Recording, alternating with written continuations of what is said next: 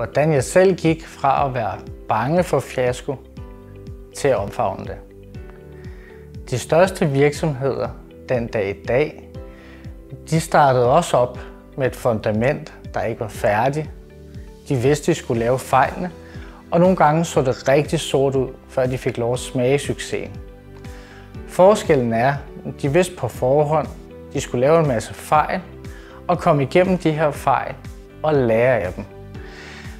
Hvor andre mennesker, de tror, at det hele skal være perfekt, før de starter, og de bliver ved med at ændre og tilrette tingene. Og de fleste af disse mennesker, de kommer aldrig nogensinde i gang.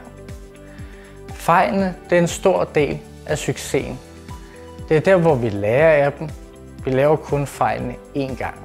Og så laver vi dem aldrig igen, fordi det er nogle fejl, vi husker. Til dagligt, der hjælper jeg selv ledere og iværksættere med at minimere disse fejl.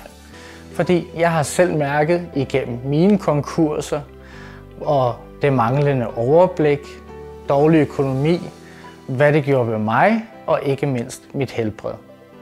Følg min kanal for flere videoer som denne.